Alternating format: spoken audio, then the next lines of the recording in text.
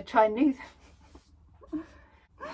oh, this never gets easier, I swear to God. So welcome to my first ever shed talks.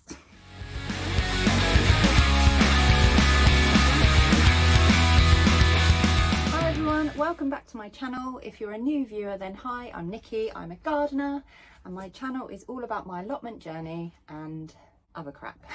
Today I thought I would try something new. I thought I'd do a new thing, which I thought about yesterday, called shed talks. Because as you can see, I'm in my teeny tiny shed, and I thought I would talk about some of the things I'm going to be sowing this month and just some other random crap and see where it goes. Just to clear something up really early off the bat, this is a video about me talking in my shed about gardening, not me talking about sheds. So if you came here looking for content about sheds, you are in the wrong place, so just scroll on by. Because I know nothing about sheds other than sheds hold tools and stuff. I don't have product placement in this video, despite the fact that there is a very distinctive DeWalt strimmer in the background. That is only because this is where it lives. I am trying to get a sponsorship with DeWalt. I'm not. But they keep ignoring me every time I tag them on any social media. So DeWalt, if you are watching my video, which I highly doubt you are, I had quite a successful video holding your strimmer. If you need a poster girl, then here I am. So to get on with the video and stop my rambling, today I'm going to be talking about all the different things I'm going to be sowing this month, which is February, and all the things that you can sow if you would like with me, providing you're in the right zone, etc. So I have salad seeds, brassica seeds, squash seeds, herbs,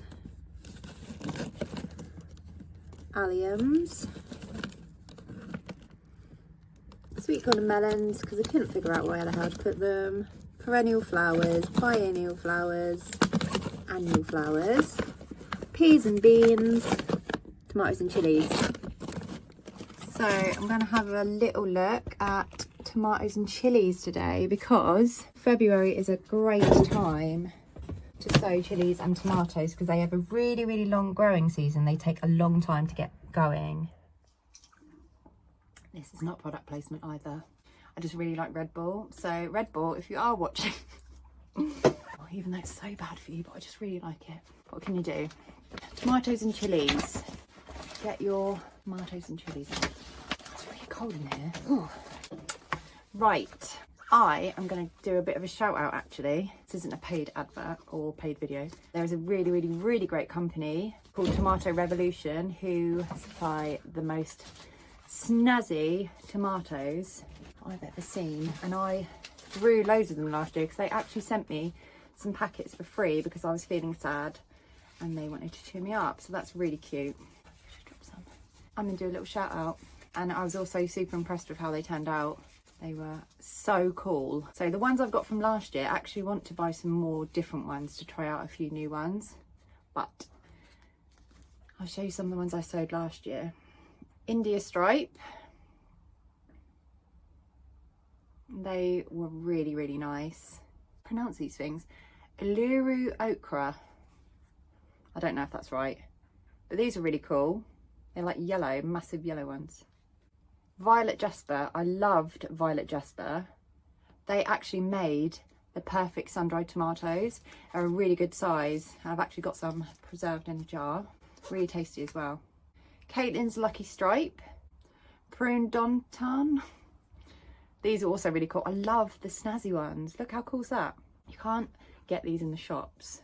That's why I like to grow the weird ones. So there, some of the ones from Tomato Revolution. They have so many more varieties and they are awesome. My favourite tomato from last year were from Burpees. They actually have a website. I'll put the link down. But they're called Honeycomb.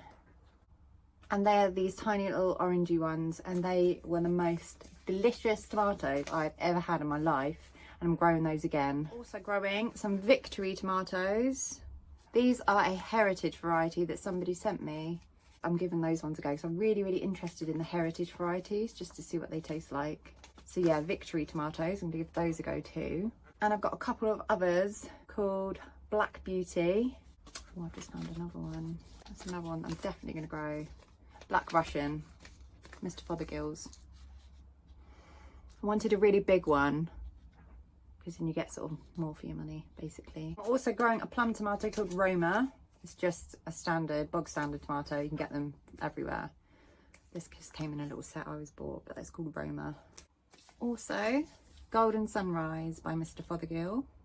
I'm having a go at these for the first time this year. Last year I grew a variety called Barry's Crazy Cherry, and they were so cool. They grew massive bunches of yellow tomatoes, but they didn't have a great deal of flavour. So I'm not going to bother with those this year. Another tomato as well I wanted to talk to you about. I grew them last year, but they're called Crimson Crush, and they are a blight resistant variety. So if you're new to gardening and want to try one out, Crimson Crush, that is a good place to start. Also trying out for the second time, so the first time I tried, I don't know what happened, but it didn't work, a tomato called Ola Polka, and they are Polish apparently. So I've got some of those on the go as well. So the chilies I'm going to grow this year are cayenne. I'm actually growing some quite unusual ones because I was sent some seeds last year from a Welsh chili grower. I will put the link in the description because he has some really awesome varieties of chilies. I'm growing pepper peach. It's called pepper peach, and it's tiny little chili peppers. Really tasty. And I'm going to grow some pepper dew. I don't know if you've ever seen the little jars of pepper dew. They've got a bit of a kick, but they're really tasty.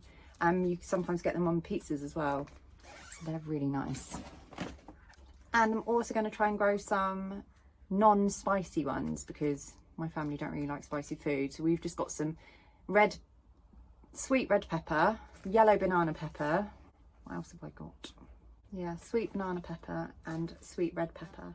If you are going to have a go at sowing tomatoes and chilies, try and get them in a heated propagator and make sure they are somewhere warm, like a south-facing windowsill or on a heat mat, somewhere that can keep the temperature up, and they should be fine.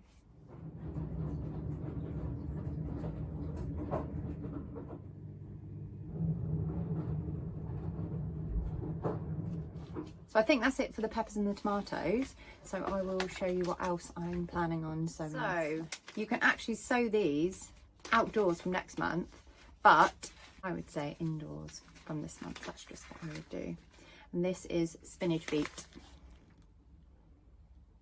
Good old spinach beet. And these last for the whole season. They're really good. They're just cut and come again. This is a salad leaf. This is a lettuce leaf called Doronda, and I think it's a red lettuce, but it can be sown all year round pretty much. So I will probably be sowing this month too. This is from Simply Seed.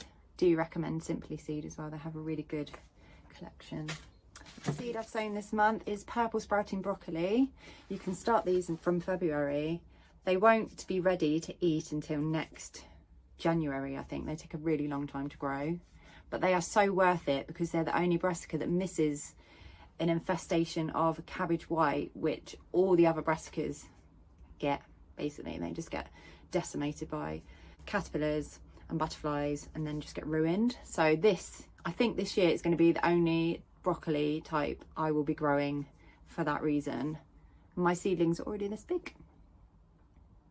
And they're literally just been kept in the shed and it's cold in here. They don't care.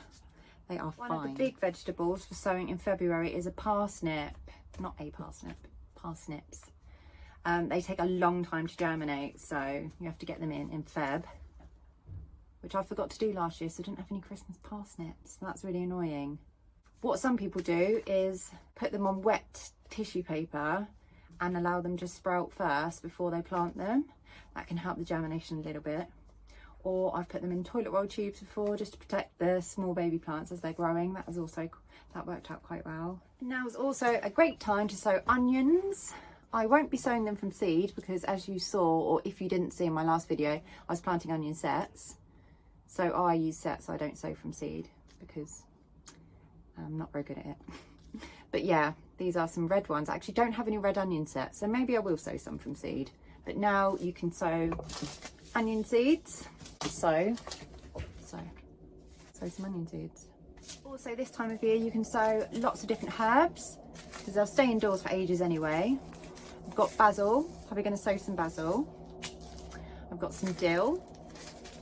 Neither of these are perennial or very hardy, so you have to sow them every year, which is a bit annoying, but it is what it is.